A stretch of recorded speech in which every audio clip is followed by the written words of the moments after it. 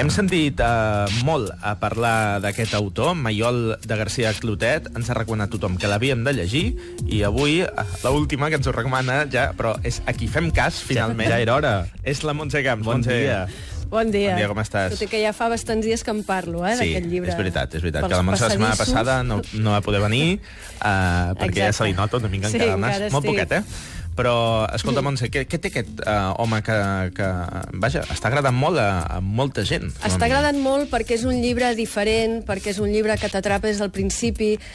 Es presenta com una distopia o antiutopia, per dir-ho més clarament, i atrapa molt també perquè el sents molt pròxim, perquè se situa a Barcelona, en concret al barri de Gràcia, i per tant situes molt bé on passa tot.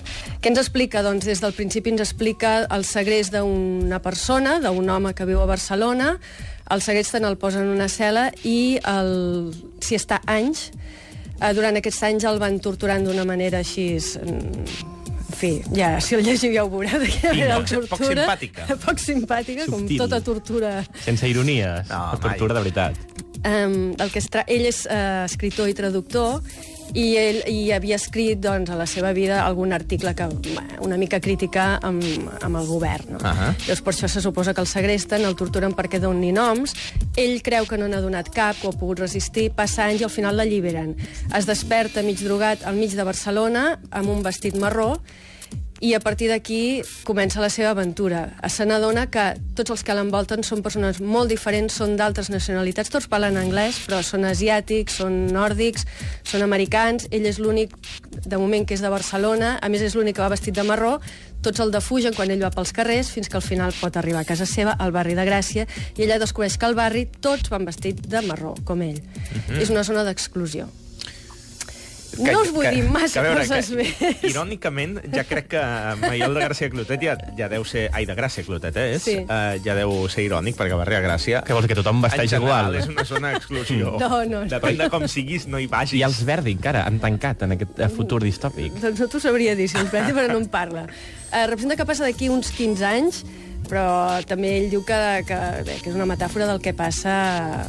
És una crítica a la societat actual. En tot cas, el que està parlant aquest llibre és de temes com de la capacitat de compromís i d'actuar sense deixar-se portar pels esdeveniments, com ens explicava ell mateix. Jo el veig com una persona amb la capacitat innata d'adaptar-se.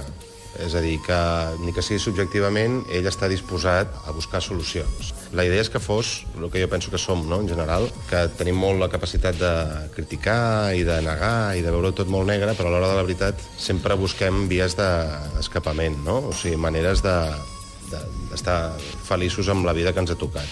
I com ens anem adaptant. Com us deia, és una antiutopia on l'autor fa una mirada no gaire optimista sobre el món globalitzat, però el món globalitzat actual. Jo penso que estic parlant d'ara, i crec que queda bastant clar que la societat que apareix aquí és la d'ara. I veia això, no?, la gent molt amb el seu motor engegat, fent allò que toca i deixant-se portar per televisions i per McDonald's, diversos, i per lo que una mica et dicten, i llavors deixant una mica de pensar. I per això els llibres també apareixen com un factor, diguem-ne, diferenciador, no? Si vols pensar, llegir va bé. Parla dels llibres perquè, com us deia, el protagonista és escriptor, però si ho llegiu sabreu què té a veure amb el fet de ser escriptor, amb tot el que li passa. Ens agrada, a més a més, perquè publica edicions del Periscopi, no? Que sempre és... Aquestes edicions són magnífiques. Garantia de qualitat. Que és l'única editorial que posa la ressenya a la portada. Sí. Davant. Al contra que hi ha, doncs el que seria la portada, però sense el títol. Edicions del Periscopi. Sí. Molt recomanable, de debò, La peixera de Maiol de Gràcia Clotet ens encantarà, vaja, passejar-nos per aquesta Gràcia distòpica. Ara, Roger, tu i jo, quan pleguem, que hem dit que anàvem a fer? Al cine, un gin tònic? O aquelles magdalenes modernes? Un cupcake, mentre anem a una expo de disseny. Amb un gin tònic a la mà. I ens cauen les molles. Vestit de marrons. I pel d'allò de l'ull, revita ella, com es diu en català, no em surt. Sí, la cua d'ull. Mirant una pel·li de Woody Allen amb el mòbil. Un mòbil petidíssim. Sí. Au. Gràcies, Camps. Adéu.